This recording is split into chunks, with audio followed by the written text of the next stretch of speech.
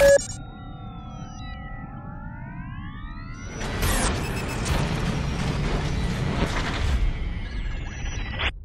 ituturo ko po dito, isa hong napakaganda na para hulago ho tayo ma-inspired sa Diyos.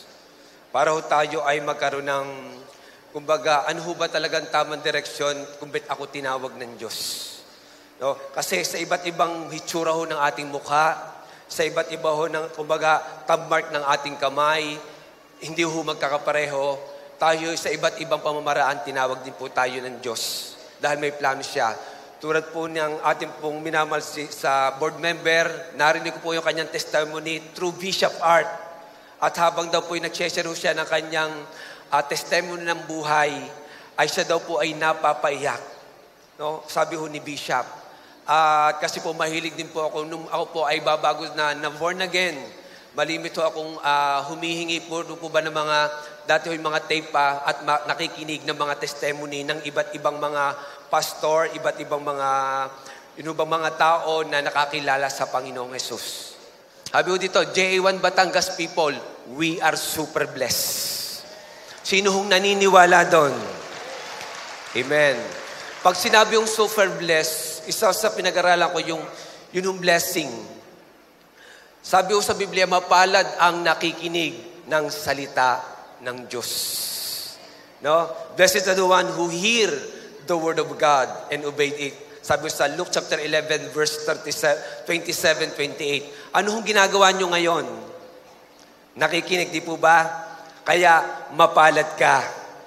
Yeah. Ang tunay hong mapalad ay yun hubang ginagawa mo yung gusto ng Diyos. Kaya sabi Lord, mapalad ang mapagpakumbaba. Sabi doon, at ikay tatanggap ka ng mga pagpapalang galing sa Diyos. Mapalad ang may malinis na puso, sabi, at makikita mo ang Diyos. Mapalad daw ho yung mga pinagsasabihan ng kung ano-anong bagay na hindi totoo at tatanggap ka ng gantimpala sa Diyos. Kaya ang tunay na mapalad do, ito ay nakikita sa gawa. No? At pag nakita ng Diyos yung word, kumbaga, yung word into action na blessing, ikaw ay kung anumang hingin mo sa Diyos, ibibigay niya. Amen? Purihin po ang Diyos. Hallelujah. Okay, mag-start na po tayo. Sabi po in the book of Hebrews chapter 8, verse 7-9, if the first covenant had been faultless, there would have been no need for a second covenant to replace it. Kung yun daw ang unang tipan ay walang pagkukulang. Wala na daw kailangan pa na second covenant na para ilagay. Sa Tagalog po ay tipan. Sabi sa verse 8, but God Himself found fault with the old one when He said, at nakita ho ng Diyos na merong pagkukulang ang old covenant. Kaya nga ho merong Old Testament covenant at New covenant. Okay. Sabi, the day will come, sabi sa darating ang araw, says the Lord, when I will make the new covenant with the people of Israel and Judah. This covenant will not be like the one I made with their ancestors when I took them by the hand and led them out of the land of Egypt. They did not remain faithful to my covenant, so I turned my back on them, says the Lord. Sabi niya, ang gagawin daw niyang tipan ay hindi katulad nung unang ginawa sa mga ninuno. Nung kinuha daw niya, dun daw sa kamay ng mga Egyptian, sa lupa ng Egypt, sila daw hindi naging faithful sa kanyang tipan, itong mga taong ito, ang Judah at saka Israel. At sabi niya, so I turned my back on them, tumalikod ako sa kanila, sabi ng Panginoon. Bakit? Hindi sila naging faithful sa covenant ni Lord. Okay, covenant. Sabi po natin, covenant. Ating topic ay three covenant of God. Pastor Wilson, bakit three? Sabi doon old and new. Pag-aaralan po natin yung three covenant of God na na-mention sa Biblia. That is the three major covenant of God. At kapag unaunawaan natin yung covenant, ang Lord, mas lalo nating maunawaan na dapat tayong maging faithful sa Lord. Na dapat tayong maging masipag sa Panginoon. Amen. Praise God. Alam nyo, sa pag-preach, pag sinabi hong preaching, ito ay ipinapahayago ng isang tagapagsalita ang kalooban ng Diyos. Pag nakarinig ko kayo, sabi mag-exhort ka or exhortation, meron siya ho'y nagbibigay ng payo o advice sa isang tao. Pag sinabi naman hong, sabi, ikaw ay tumayo ka sa seminar, ibig sabihin, tuturuan mo ang tao para sila'y matuto sa kanilang ginagawa o paglilingkod sa Diyos. Okay. Ngayon ho, atin pong gagawin ay teaching seminars. At hindi ho malalim yung ituturo ko. No? Sabi ho sa ang lalim. Minsan ho hindi natin maunawaan. Mababaw lang ho ito kasi po that is covenant. Ang una ho ay Abrahamic covenant. Sabi ho natin, Abrahamic covenant. Okay. Sabi ho sa Genesis 12 verse 2 to 3, and I will make you a great nation. Sabi ho doon, kito may blue ho yung eye. Sabi niya, ikaw ay gagawin kong malaking bansa and I will bless you. Sabi, ikay aking pagpapalay. Sabi niya kay Abraham. And make your name great.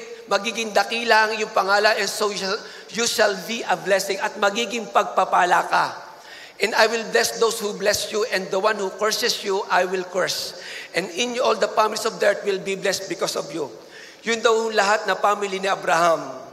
Lahat ng pamilya ni Abraham. Lahat ng henerasyon ni Abraham, lahat ng pupuntahan ho niyang lupa na bansa ay pagpapalain ng Diyos. Amen. Sabi sa Genesis 17 verse 6 up to 7, ito'y nagkaroon ng fear si Abraham. Ano naging takot niya? Ang takot ho niya ay siya ay walang anak. Ang takot ho niya, siya ay matanda na at wala na hong anak. At yun yung kanyang asawang si Sarah ay bawg siya. Sabi sa dito, I will make you exceedingly. Nung nagkaroon ng fear si Abraham, para mawala ang takot ni Abraham, nagbigay siya ng covenant. Nagbigay siya ng tipan. Sabi, I will make you exceedingly fruitful. Sabi, padadamihin kita. And I will make nation. Sino gagawa nito? Ang Diyos. Amen? Sino magpapayaman sa atin? Ang Diyos, sabi mo sa katabi, ang Diyos ang magpapayaman sa iyo. Amen? Okay, sabi sa verse 7, I will establish my covenant. Yan, nagbigay siya ng covenant ng tipan. Between me and you, sabi niya, sabi ni Jesus, sabi ng Panginoon, itatatag ko ang aking tipan, sabi, sa akin at saka sa iyo, kay Abraham. And you and your descendants after you, throughout their generations for an everlasting covenant. Everlasting, walang katapusang tipan. Paano yun? Yun sa verse 6 at saka 7. To be God to you and to your descendants after you. Na magiging Diyos mo at saka hanggang henerasyon mo, ako yung magiging Diyos ninyo. Sino meron tunay na Diyos? Amen. Ang ating Diyos ay may-ari ng langit at lupa. No, lahat ng bagay na nasa mundo at nasa langit, nakikita man o hindi, lahat po yan ay sa Diyos. God's promises become your, ito yung Abrahamic covenant ha. God's promises become your right and inheritance because of your bloodline. Ito. Yun lahat ho ng kadugo ni Abraham ay pagpapalain niya, everlasting covenant. At ang sabi niya, pagpapalain kita. Lahat to, generation to generation, tayo po ay hindi katugo ni Abraham. Dahil because we are Gentiles, tama po ba? Para ho ba ang Amerika, sila ho pala ay Benjaminites. Pero pag nung umatid ho ako ng seminar sa Israel seminar, tayo ho ay mga Gentiles, mga makasalanan. Yun lang hong kadugo. Tayo ho ay kumbaga, nagmula sa ating mga ninuno na kung saan ay mga Pilipino, pero tayo mga pili na daw Pino pa, sabi na ating bishop. Sunod po.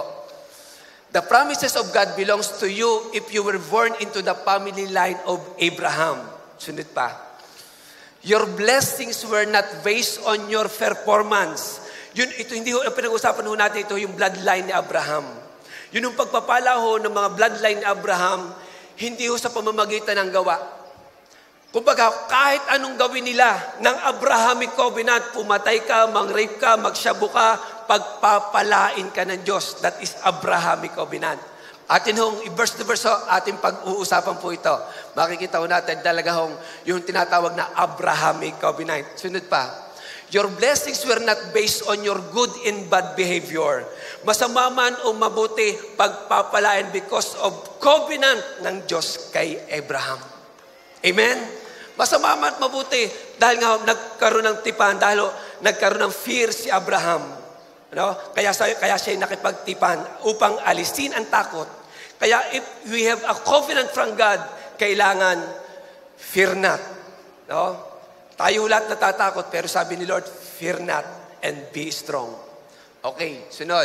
The blessings exclusively only for Abraham's bloodline. Okay, sabi, God never causes, rebukes, punishes, or judges Abraham or his descendants despite their behavior and questionable morality. Kahit kung anong gawin ng mga bloodline ni Abraham, sila ho'y pagpapalain, ibibigay ang lahat ng kanilang pangangailangan because of covenant of God to Abraham. Genesis chapter 12, ito ang example ng Abraham. Abraham lies into occasions regarding the identity of his wife. Nagsinungaling sa Abraham. Tinanong siya, sino yung kasama mo? Sabi niya, kapatid. Sabi niya, nagsinungaling siya samantalang asawa niya. Sino dito sasabihin, albay, asawa mo, sasabihin, ay, hindi ko yung asawa. Di ba, ma-o-open si Sarah. Pero kasi nga, wala pa hong tinatawag na bylaws. Wala pa hong batas na ibinibigay ng Diyos. Kaya siya'y nagsinungaling. Ay sa Exodo, merong sinabi, huwag kang magsisinungaling. Pero itong Abrahamic covenant, wala pa hong batas. Kaya pwede siyang magsinungaling. Pero he is still blessed because of covenant. Okay, 26, Genesis 26, Isaac lies about his wife. Tingnan nyo, nagmana ngayon si Isaac na anak ni Abraham. No, yun yung pinakamamahal na, no? Nagmana, nagsinungaling din. Nung siya ay tinanong, sabi, sino yung kasama mo? Kapatid ko ho. Ito mo, namana siya, like father, like son. Puro sinungaling. Okay. Genesis 27, Jacob deceived Esau of his birthright. Si Jacob ho, dinisip yung kanyang kapatid. No? Dinisip mo, nilinlang. Pero, bagamat nilinlang ni Jacob, sino? Si Esau. Pinagpala pa rin ng Diyos. Alam naman ng Diyos na dinisip lang, pero pinagpala. Kasi nga, yung bloodline, ang generation's blessings na kay Jacob. Sabi sa 30, Jacob together with his wife, Rachel, traced his father-in-law out of his possession. Kanila hong dinaya ni Jacob at saka ng kanyang asawang si Rachel, yung kanyang father-in-law, sa pamagitan ng kumbaga, ng mga hayop, dinaya nila ang ginagawa ni Jacob. Yung hubang kapag kakain, naglalagay ng parang mirror na para magkaroon hubang tagpi at lahat na may tagpi, kanya. Dinaya uli, mandadaya talaga. But he is still blessed because of the covenant. Okay, verse 34, chapter 34, Jacob's son Simeon and Levi deceived an entire city, making it open to attack. Si Jacob daw, na anak, si Jacob, ay anak siyang Simeon at Levi, nag-deceive sila sa entire city para kanila ho yung patayin yung isang city ng mga tao po doon. Sa verse 35, 34, Simeon proceed to murder its men, plunder its possession and people. Pero okay pa rin. Reuben, illegitimate sex with one of his stepmother. Nakipag-sex si Reuben sa kanyang illegitimate stepmother. The murder of plot of Joseph by his brother, then selling him. Ipinagbili si Joseph na kanyang labing isang magkapatid at gusto pang patayin. But they still blessed because of the covenant. That is Abrahamic covenant. Ano pa? Verse 38, Judah impregnates his own daughter-in-law. Inanakan ni Judah niya kanyang daughter-in-law. But Judah is still blessed because of the covenant. Okay, sunod. Israel slaves under Egyptian rule. Siya po ay, ngayon, itong mga Israelita, inalipin ho ng mga taga-Egypt. Okay, inalipin ho sila. Exodus 2, 23, 24 to 25. Now it came about in the course of many days that the king of Egypt died. Namatay, kumbaga, the king of Egypt died at hindi na nila alam yung covenant ng Diyos sa Israel. Kaya sila pinahirapan. Okay. And the sons of Israel sighed because of the bondage and they cried out, umiyak sila, and they cried for help because their bondage rose up to God. So God heard their groaning. Dahil sa sobrang naranasan nila, Talagang iyak sila. Sino dito yung bang sabi, ano ba yan kung kailan ako born again, ang daming pagsubok. Pero sila naka-experience din. Ito, tingnan nyo. Okay. So God heard the groaning and God remembered His covenant. His covenant with Abraham. Alam niyo ba kapag tayo'y umiiyak na sa Panginoon, naaalala niya ang covenant. Hello? Kapag pala may luha ng tumutulo sa ating mga mata, nakikita niya. Para ba sinabi ng Diyos kay Noah sa Genesis chapter 11, kapag nakita mo yung bahaghari na yan o rainbow, sabi niyan, hindi ko na uli gugunawin. Kaya pag nakikita ng Diyos, yung rainbow for the glory of God, sabi, hindi na tayo mamamatay sa tubig. Walang mamamatay sa tubig. Amen? Kaya kahit kayo mag-mission na kayo sasakay sa barko, sasakay sa mga batil, sasakay sa mga bangka, walang malulunod because of the covenant. Amen? Okay, sunod pa. Verse 25, God saw the son of Israel. At nakita ng Diyos, sabi, the sons of Israel, and God took notice them all. Okay, sunod. God pulled Israel out of Egypt, flock of the firstborn and the blood of the doorpost. Alam niyo ba ito? Itong ginawa ng mga Israelites ay napaka-grabing pananampalataya. Kaya ito'y nasulat sa Hebrew chapter 11. Dahil daw, sabi doon, dahil sa ginawa ng mga Israelita at sa dugong ipinahid nila sa hamba ng mga pinto, sabi, nalugod ang Diyos sa kanila. Alam niyo kung bakit? Kasi doon po ang Egypt po napakalinis. No, mari nakalagay doon, no vandalism, no littering. No? Kaso ngayon, sinabi ni Moses sa kanila, ngayon maglagay kayo ng dugo.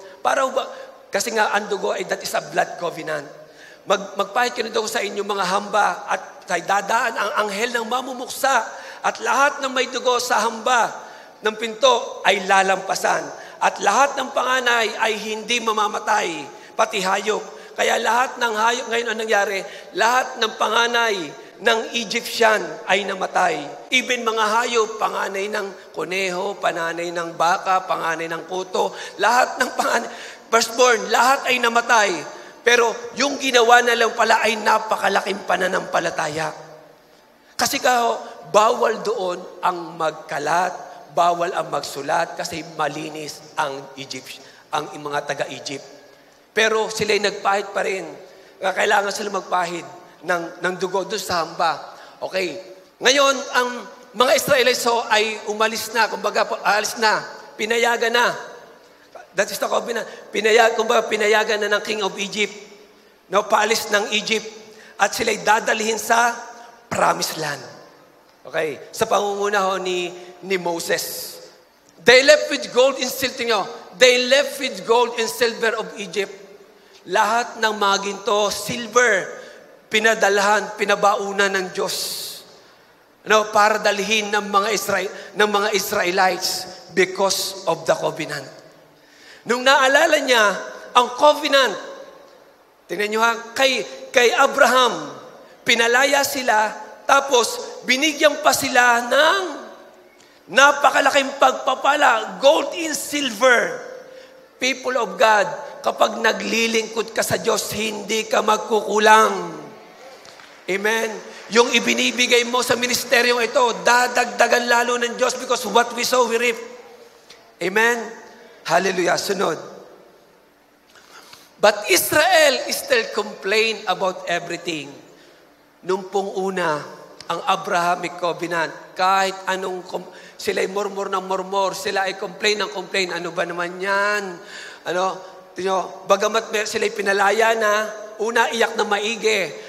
Lord, kami palayain mo, Lord, ganito. Then the covenant, dumali ang covenant blessing, pero still, reklamo pa rin ng reklamo. That is Abrahamic of covenant. Maraming nagre-reklamo. No? Sa Abrahamic covenant, maraming reklamo ng reklamo. Sabi mo sa katabi, huwag ka nang magreklamo, ha? No? Then, nung sila ngayon ay napatigil sa Red Sea. Tingnan nyo ha. Ano ba sabi? Ano ba naman? Dinala ba kami dito para kami dito ilibing? Wala na bang malibingan? Sabi, wala na bang malibingan ang Diyos sa amin doon sa Egypt? At dito kami ililibing sa ilang? Ano ba naman to? Reklamo na reklamo.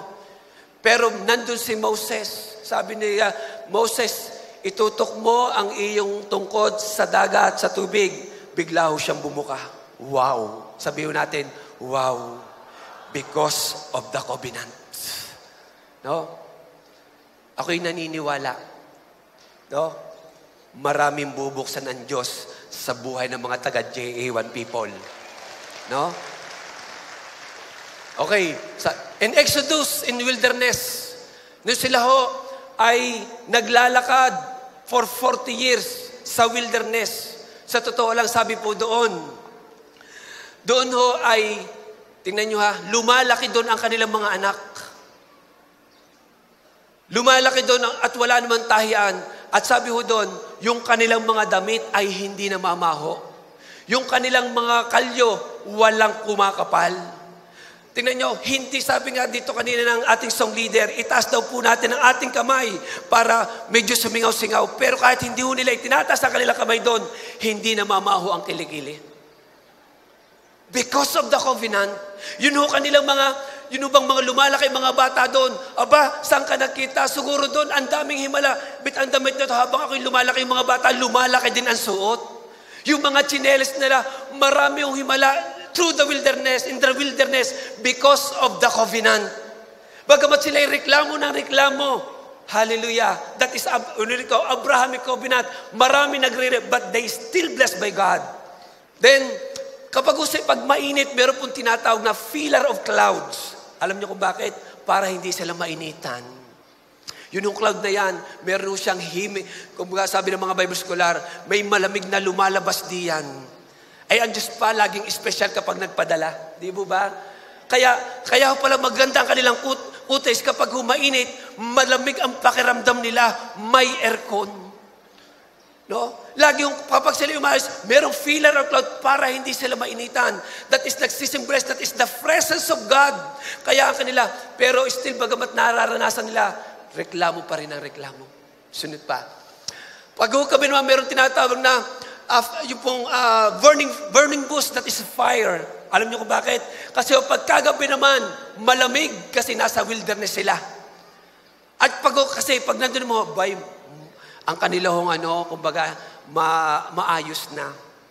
Yung lamig, hindi nila nararamdaman. Yung mababangis na hayop, kapag meron yung burning bush, yung fire, hindi ho sila makalapit. Sila ho hindi kinakagat ng lamok because of the burning bush. Maraming protection silang but still, they are murmur. They are complain. Amen? Para ba halimbawa, nandun tayo sa malapit, lumaki na. Ano ba yan? Sige pa rin. Ano ba yan? Alam nyo, mamaya sa mamaya dun sa last covenant, wala nang magre-reklamo. Okay. Sunod, manna from heaven. Sila ho ay ayaw na ng pagkain. Sawa na sila sa pagkain. Yun yung manna. At ang ginawa ng Diyos, kasi nga because of the covenant, binuksan niya ang pintuan ng langit. At ibinuhos ng mga anghel. Siguro sabi naman, ano ba naman yan? Pati ating pagkain, ipinakain na dyan sa mga reklamador na yan. Pagkain dito sa langit. No? Araw-araw yun. Araw-araw, sa umaga maglilimot sila ng manna from heaven pagkain. No, ang mga anghel siguro sabi ng mga anghel, pambira, kung ako lamang ay Diyos, ubos lahat yung mga yan. Ay palibas, pero wala silang magawa. Para si Duterte, lahat ng korupsyon, wala. No. Lahat ng for 6 months. No. Kaso nga, may covenant si Lord.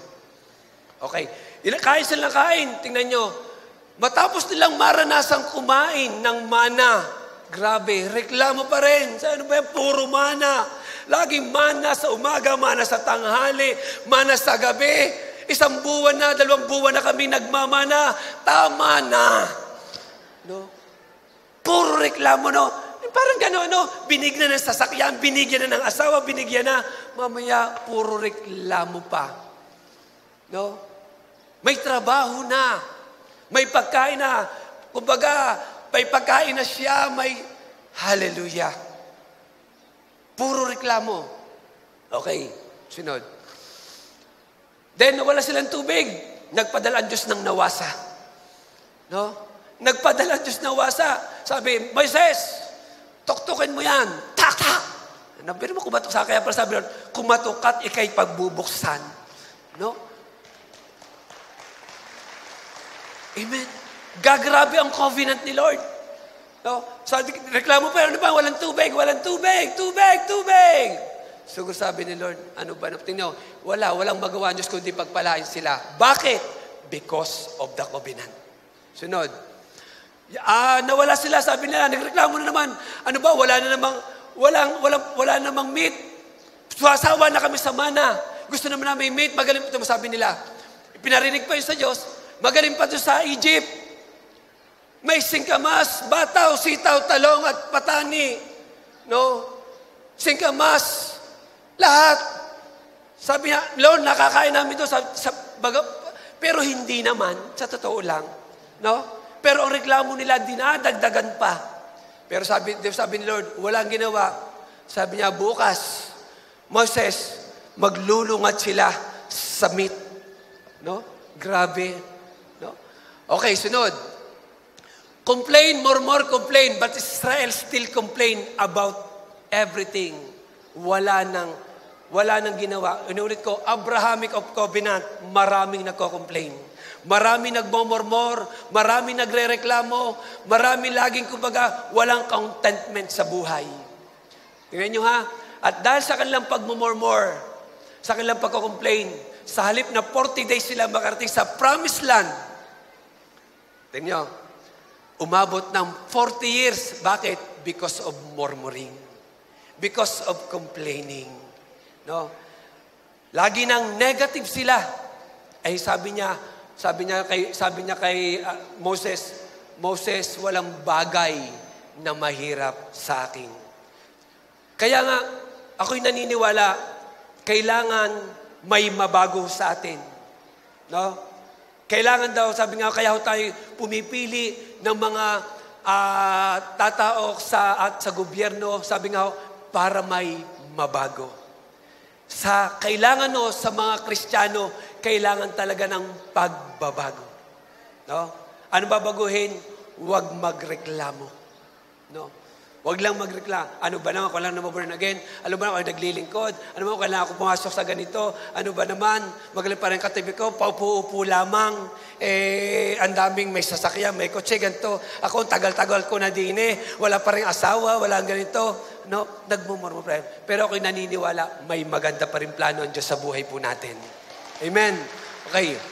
But God blessed them simply lang because of His covenant to Abraham in Mount Moriah.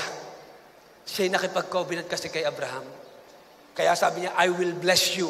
Sabi, pagpapalain kita, ako magpapalaya sa iyo, ako magbibigay ng protection sa iyo, sa lahat ng salinlahi mo, the everlasting covenant, pagpapalain kita. Okay, sunod. God changed the covenant by their performance. Yun. Nagbago ng covenant si Lord. Ba't kaya nagbago si Lord ng covenant? Dahil, saan ka naman nagkita? Ano ba naman, Diyos, gusto ng pangulam? Wala pang ulam. Wala kaming tubig. Gusto kaming tubig. Bilis. Katagal naman. Ano ba naman dito? Katagal-tagal dito. Kami pa ikot-ikot na lang. Wala kaming But God changed His covenant by their performance. Ano yung performance? Ganito ho yan.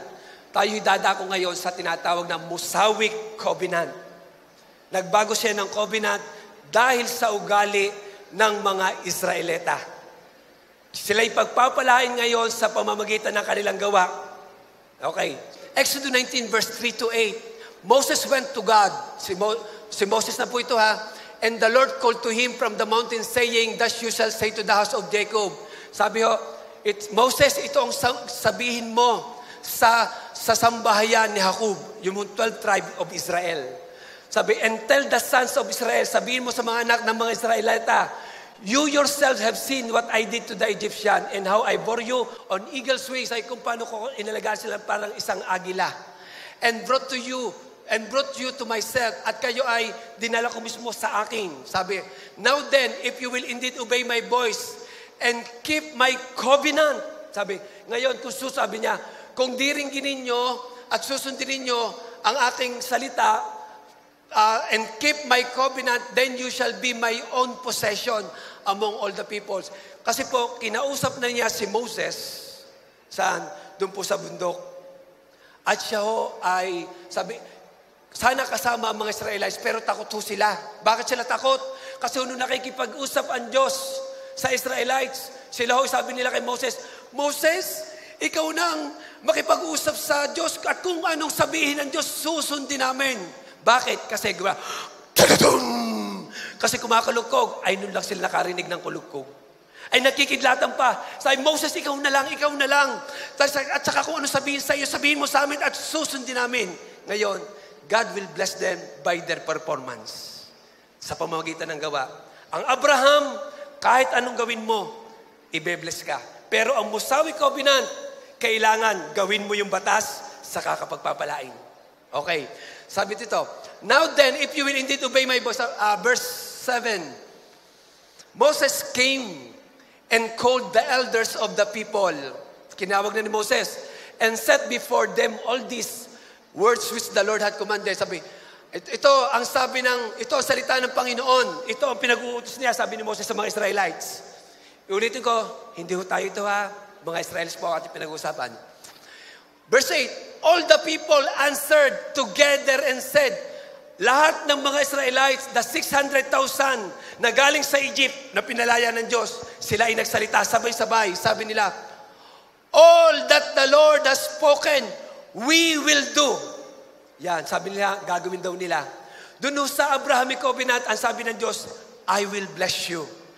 Sabi niya, I will make you, to make your name great. Sabi niya, ako ang gagawa niyan, ako ang gagawa. Pero dito, pagpapalais ng Diyos sila, pag sila ginawa nila, ang batas ngayon ng Diyos. Bakit? Dahil sa kanilang pagrereklamo. Dahil sa ugaling hindi maganda ng mga Israelites na bago ang covenant. That is Musawi Covenant or Moses Covenant. We will do. Lord, that will, ito ay Musawi Covenant, Moses Covenant. Lord, that will judge you by your performance. Lord, that will judge you by your obedience. Kumbaga, pagpapalain ka ng Diyos kapag sinusunod mo yung batas sa pamagitan ng iyong gawa. At yung batas, susundin, sabi, ikaw i-judge ng Diyos sa batas dahil by your obedience sa iyong pagsunod. Gumawa ka ng mabuti, kay tatanggap ng mabuti. Gumawa ka ng masama, tatanggap ka ng masama. God blessings are now based on performance in Musawi Covenant. Nakita niyo yung pagkakaiba? Diba? Kasi nagsalita sila, we will do. Gagawin namin kung ano sabihin ng Diyos. Through Moses. Sunod. Musawi Covenant, in Numbers chapter 10, because of their ungrateful attitude and complaining behavior. Tingnan niyo, ungrateful attitude, hindi katanggap-tanggap na ugali, at saka panay ang reklamo nga, ito yung Musawi Covenant na behavior, God sent fire from heaven and kills a group of them. Pinatay! Pa! Nagreklamo. Meron kakaibang ugali, patay yun. Nagpadala ng fire si Lord. Kasi nga, Musawi Covenant, not Abrahamic na. Okay. Number 11, they grumble about the food. And God says a plague that kills them. Yung food, kung ano ginawa nila sa food, nagreklamo pa rin. Ang ginawa nyo, nagpadala siya ng salot at namatay. Bakit? Kasi reklamo sa pagkain. No. Buti na lang yung mga taga-JA1, panay ang diet. Nagda-diet ho ba? Okay. Verse 12, chapter 12, Miriam's murmur against Moses and God curses his leprosy. Si Miriam nagre-reklamo, ano ba naman si Moses?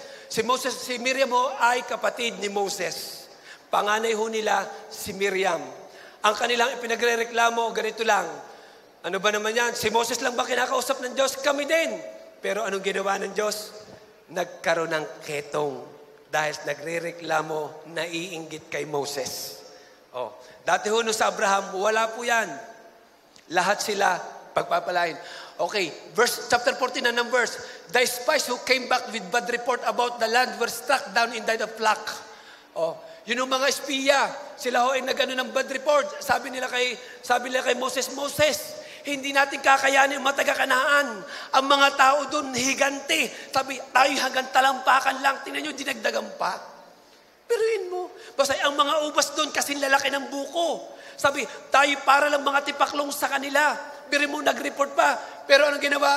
Ang ginawa dito ng Diyos about na sabi, were struck down in died of lack. Sila ay namatay dahil ng salok, dahil because of bad report. Moses covenant. Okay, sunod. In Numbers 15, man found collected wood on the Sabbath. Yun yung Sabbath day, that is the rest day. Ipinagbili ng Diyos na walang gagawa ng Sabbath day. Diba? Walang gagawa. Pero tingnan nyo, siguro sabi, naku, wala na akong pang kasi gutom na ako, kailangan magluto ako. Gusto ko naman inihaw. No, inihaw. Nung sila ay kumuha, ay kaso, sabi ng Diyos, ang Sabbath ay rest day. No? At kumuha, anong ginawa? Sila ay binato. Para bang pambira ang word ni Lord. Kumuha lang naman ng konting kumbaga, mga siit-siit, para lang magkaroon ako ng file dito, makapagluto naman ng sinigang. Pero pinabato. Sabi, batuhin nyo yan, Moses. Because of Mosaic covenant. Patay. Nakaka-weird po ang Moses covenant. Sunod. Ay, teka, naintindihan niyo po ba? Okay. In number 16, a group of men rebel against Moses. As a result of the rebellion, God opened up the ground.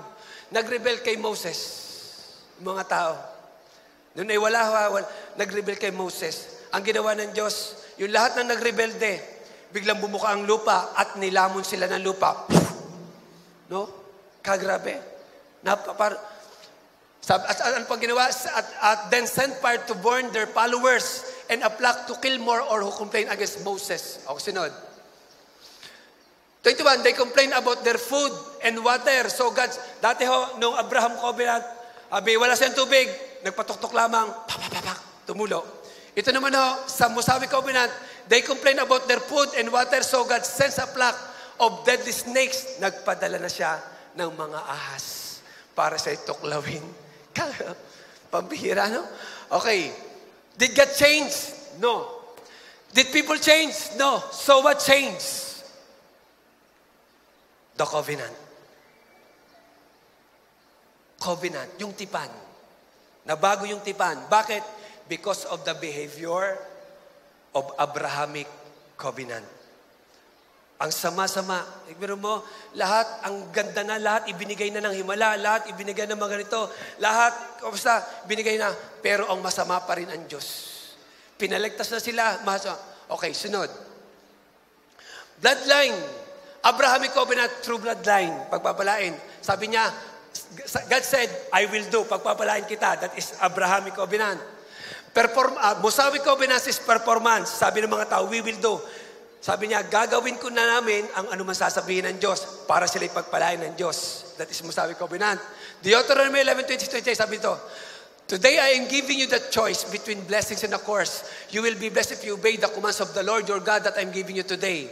Verse 28, you will receive a curse if you reject the commands of the Lord. Sabi, you will receive. Ano sabi? You will receive. Meron daw siya sumpa kapag hindi nila sinunod ang Diyos. That is Mosaic covenant or Moses covenant. Okay, sunod. 3, Jesus covenant. Pwede hong palapakan natin ang Panginoong Hesus. Okay. Hallelujah. Hebrews chapter 8 verse 6. But our high priest has been given a ministry that is far superior to the ministry of those who serve under the old law. That is Mosaic covenant. Sabi ko dito, yung daw ang ating high priest, that is Jesus, ay nagbigay ng ministeryo. Ito day napakalayo, superior to the ministry of those na nag-serve dun sa under the old law. For He is the one who guarantees for us a better covenant. Wow! Sabi natin, wow! Ang Panginoong Hesus ngayon, magbibigay ng better covenant. Bakit? Kasi may mali, may pagkukulang ang old covenant. Kaya siya maggagawa ng new covenant that is a better covenant. Amen? Sabi natin, better. Yan. Hallelujah. Okay, pakan po. Better, ano yung better covenant? With God, based on better promises. Ang covenant ngayon ni Lord, may pangako. Doon po sa Abrahamic covenant, sabi niya, pagpapalain kita, ganito, maging dakilang ito, sinabi ng Diyos. Pero dito naman ay better promises. May mga pangako ngayon ang Diyos. Amen? There's a promise of God sa Jesus covenant. Atin yung pag-aralan. Luke chapter 2, verse 20, sabi dito, but the angel reassured them, don't be afraid. He said, I will bring you good news that will bring great joy to all people. Yan, kasama na ho tayo dito. Kasama na tayo sa Jesus covenant. Sabi niya, ano siya na mabuting balita, sabi ng angel, say magala kayo dahil may ibabalita ako, mabuting balita na magdadala ng malaking kagalakan. Sabi ko sa NIV translation ng Tagalog, sa lahat ng tao, kasama na ho ang lahat ng tao kahit na anong kulay. Kulay brown, kulay puti, kulay black, kulay maroon, kulay pink, kulay blue, kahit anong kulay ngayon. Pag may ibibigay ang Diyos, that is a Jesus covenant. Sunod. John 3:16-17, sabi niya, for God so loved the world that He gives His only begotten Son, so that everyone who believes, yan ngayon, kailangan lang ay sumampalataya ka, maniwala ka ngayon kay Jesus. Ano? Di ba kaya tayo nakatanggap ng buhay na walang hanggan, kaya tayo nabago dahil tayo'y naniwala at sumampalataya kay Jesus. That is a covenant. Kaya for God so loved the world, people of God, God called us to believe, not to doubt. God called us to believe, not to murmur or complain. God called us not to fear, but to believe. Sabihin ho natin, believe. Amen. Maniwala ka lang. Ano? Maniwala ang Jesus covenant. Maniwala ka lang na kaya niyan lahat gawin sa iyong buhay. Dahil sabi niya, walang bagay na mahirap sa akin. Ano? At sabi niya, anumang hilingin mo sa aking pangalan, gagawin ko kung nananalig ka. Amen. Sino dito ang nagtitiwala magkakaroon siya ng bahay? Magkakaroon ng asawa? Sino maniniwala siya'y gagaling sa kanyang sakit? Sinong naniniwala dito'y magiging milyonaryo? Sinong naniniwala dito'y pupunta sa abroad para magmisyon? Sinong naniniwala magpapastor? Sinong naniniwala? Hallelujah! Amen! Napupunta siya ng langit. Amen. That is a Jesus covenant. Maniwala ka lang at maraming gagawin ang Diyos sa buhay natin. Amen. Hindi nyo napansin? Sabi dito, better covenant, better promises. Dahil nga may pagkukulang ang old covenant, ito mas maganda. Mas in-upgrade niya. Mas pinaganda niya ang covenant. Wow! Paano hindi ka maglilingkod sa Diyos? Paano hindi ka papalakpak sa Diyos? Hindi ka matutuwa sa Diyos? Paano? Tapos mag-aalingan kasi nga, ang better covenant, there is a better promises. Ano yon? Kailangan lang para matanggap mo yung promises, maniwala ka lang. Amen? Magtiwala ka lang. Kung bakit ka nakaupo tingnan nyo, hindi ka nga nagtanong sa iyong upuan, na yan ay baka masira, basta ka lang umupo dahil nga may tiwala ka na kaya kang dalhin yan. Amen? Hallelujah. Okay, sunod po. Colossians 1:13, for He has rescued us from the one who rules in the kingdom of darkness, and He has brought us into the kingdom of His dear Son. Tingnan nyo, sabi dito, tayo daw ho ay niligtas ng Diyos sa pamamahala ng kingdom of darkness, that is Satan. And He has brought us, tayo dinala ngayon, sa kingdom of His dear Son. Alam niyo ho ba, ganito po ang karakter ng hari.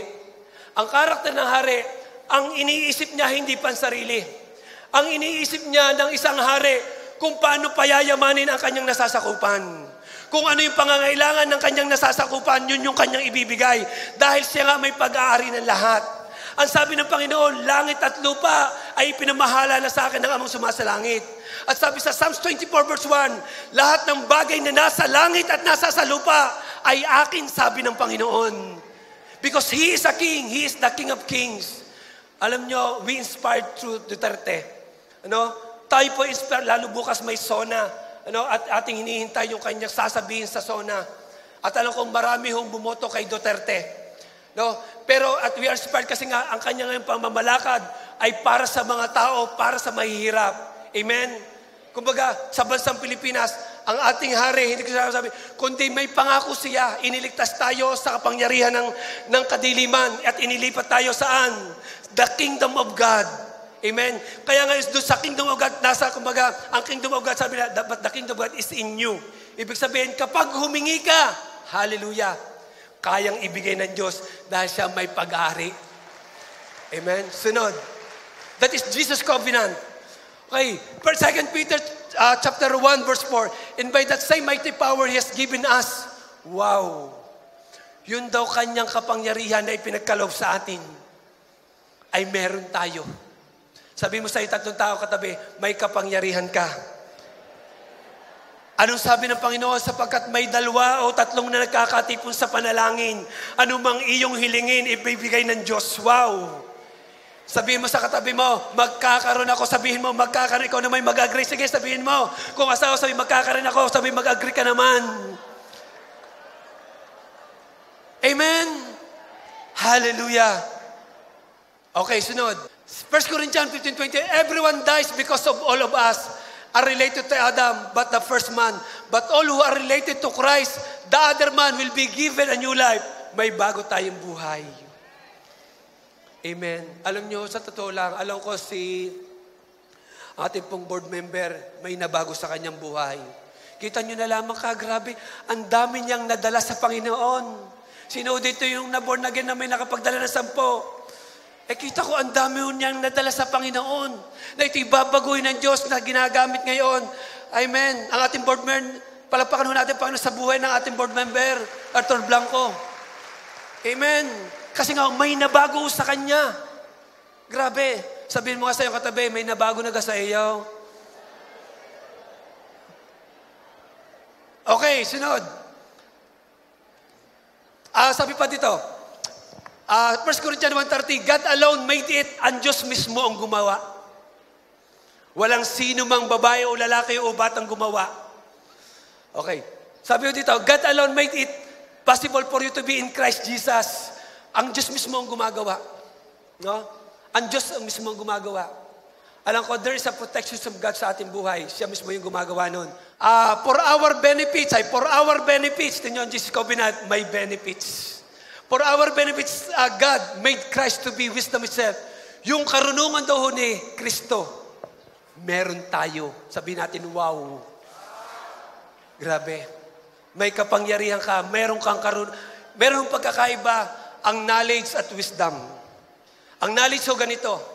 Ang knowledge, marami hong halimbawa, maraming iniistorya siya kasi may narinig lang siya.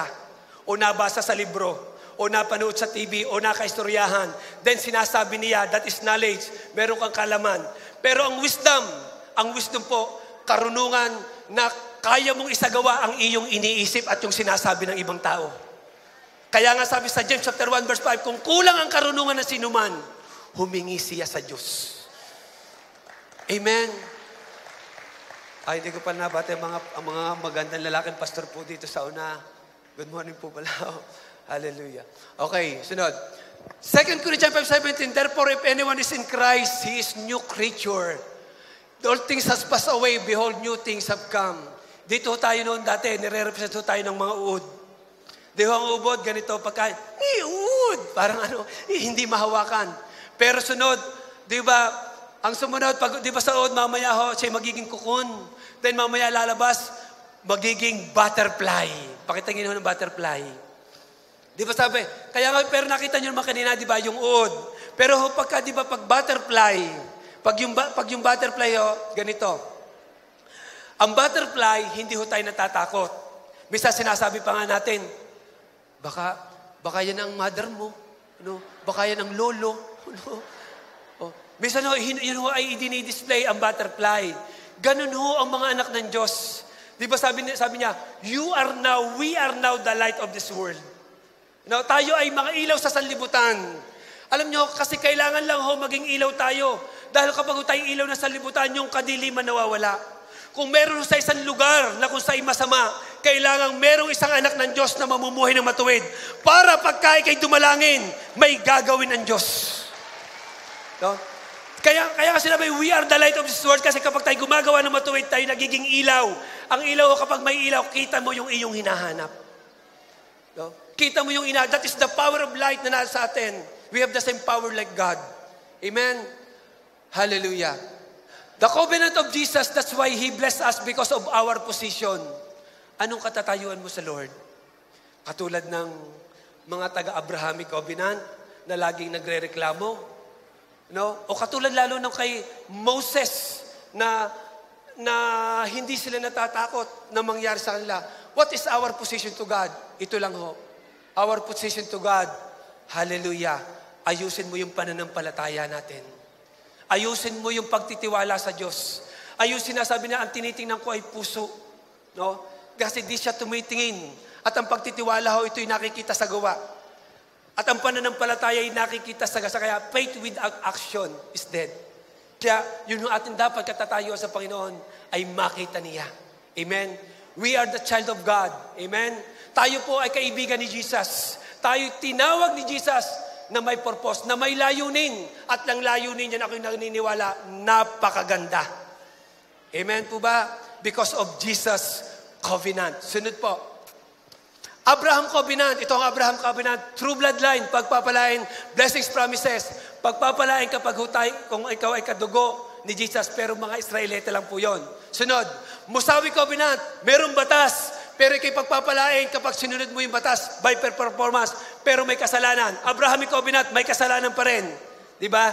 Bloodline, then may promises na blessing, pero may kasalanan. Musawi covenant, batas, tapos pagpapalain ka sa iyong mga gawa, pero may kasalanan pa rin.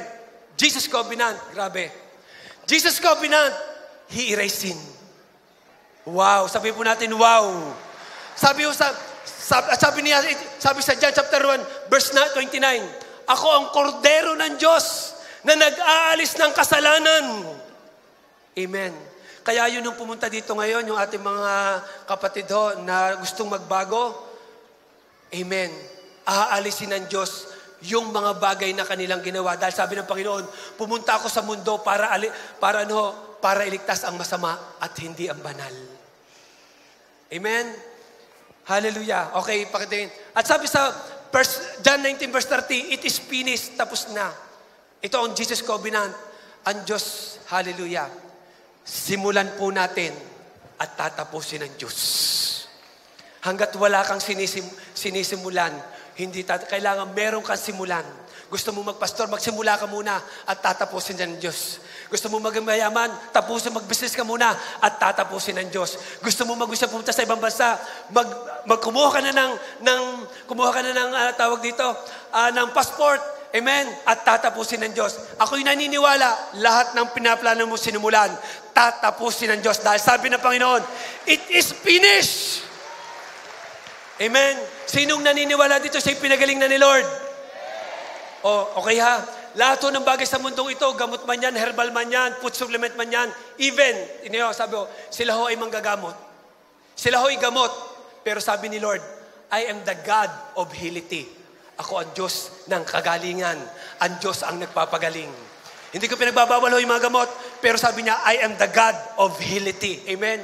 Kaya ng lahat ng may sakit ngayon, because of the Jesus covenant, receive healing. Amen? Healing flow. Amen? Okay, sunod po. Gusto tayo ha? Number 2, blessings of God belongs to you based on who you are in Christ. John 14 verse 22. Yung daw blessing na it belongs to us. Dahil sabi ni Lord, kung anong marinig ko sa inyo, siyang gagawin ko. At sabi niya, anumang hilingin mo sa aking pangalan, ibibigay ko kung nananalig kayo. Pagpapalain ka ng Lord sa pamagitan ng iyong sinasabi. Amen. That's Jesus covenant. Blessings are yours because you are believed right. Ang pagpapala ay sa iyo dahil ikaw ay naniwala ng tama na walang imposible sa Panginoon, na siya'y makapangyarihan, na siya'y Diyos na may-ari ng langit at lupa, na kayang gawin ang hindi natin kaya. People of God, yung ating kayang gawin, gawin mo na.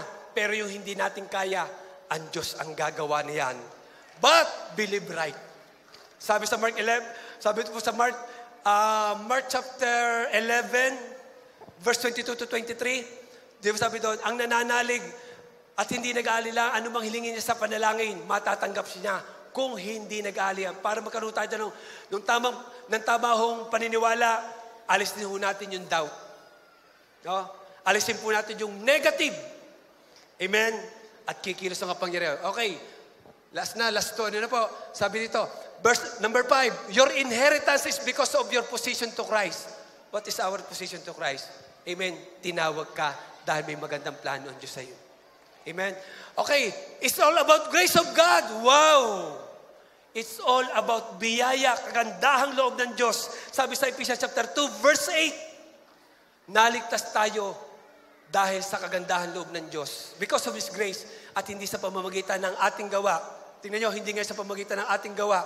Hindi napapansin, mas hiniktan lang ng Panginoong Jesus yung sa Old Covenant. Bakit? Dahil that is the covenant of Jesus. At sinong tumanggap nun? Amen.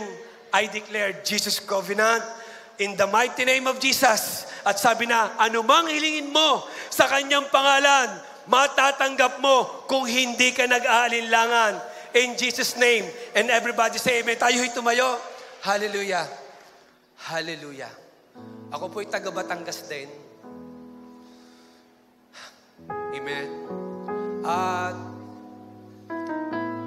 doon ako nag-defend sa lahat ng gagawin ng Diyos because merong better covenant, better promises. Oh. Napakahilig ko manood ng mga superheroes. Inspired po ako sa kanila. Superman, Captain America, Darna, magano pa. Oh. Then, ang hilig kong manood sa mga tao na yung, halimbawa, American Got Talent, Britain Got Talent, Pilipinas Got Talent. Inspired po ako sa mga tao. No? Pero itong nakita ko, because of the covenant, because of the Jesus covenant, wow, grabe. No? Sabi niya, madami pa ho, dahil may better promises. Maniwala ka lang, kapatid. No? Dahil lahat ho tayo sa Old Covenant, lahat may palpak. Lahat may pagkukulang. Pinadala na ho, for God so loved the world that He gave His only begotten Son. Whoever believe in Him shall not perish, but have everlasting life. Sabi ho doon, abundance life. Magandang buhay, pinagpalang buhay, masaganang buhay, matagumpay na buhay. Amen? Masayang buhay, mapayapang buhay. Hallelujah. Because of Jesus' covenant. Kaya tayo nandito, because of the covenant of Jesus. Alam ko kung ba't ka nandito, maring may mga sitwasyon, ano bang gusto ko, panghawakan mo lang yung covenant ni Lord.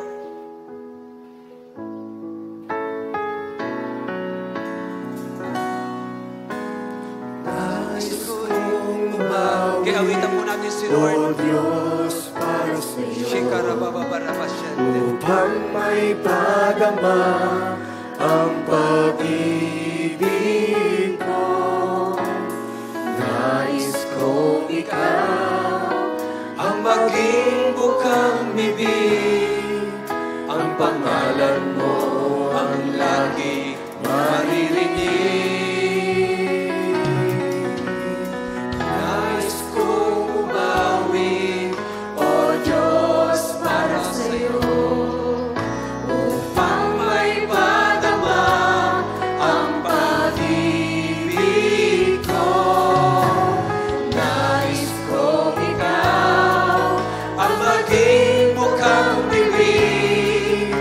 Pangalan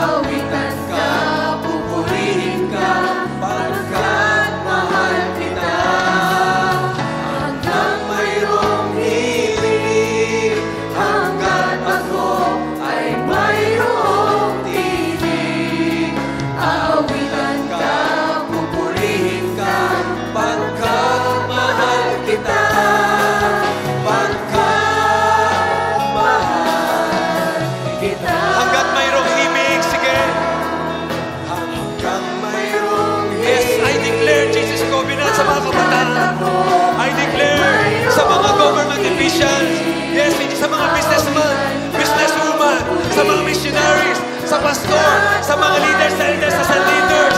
Lord, in Jesus' name, Lord, salamat o God sa protections of covenant because of you, Jesus, in the mighty name of Jesus. Oh, hallelujah. Because of your covenant, release healing. Because of your covenant, oh God, release blessing, release financial blessing. Because of your covenant, release protection. I declare universal blessing. I declare we are super blessed. Oh, hallelujah. Oh, Father, in the mighty name of Jesus. Yes, padaluin pa. Gamitin mo ang lugar nito, oh God, na maraming mabagong buhay. At maunawaan niya, Panginoon, ang covenant mo sa buhay ng maraming tao. Yes, oh God. Oh, hallelujah. I declare the covenant to Batangas City. I declare covenant, yes, in Jesus' name, to the province of Batangas. Yes, oh God. Oh, Jesus. Sige, sabihin mo. Yes, i-revive mo yung covenant. Yes, sa bawat ministry ng J.O. Batangas, I declare the covenant blessing. Oh, Jesus. Oh, hallelujah. Hallelujah. Yes, oh God.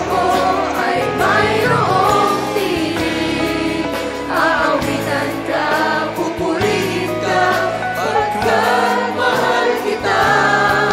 Pagkat mahal kita. Awitan ka.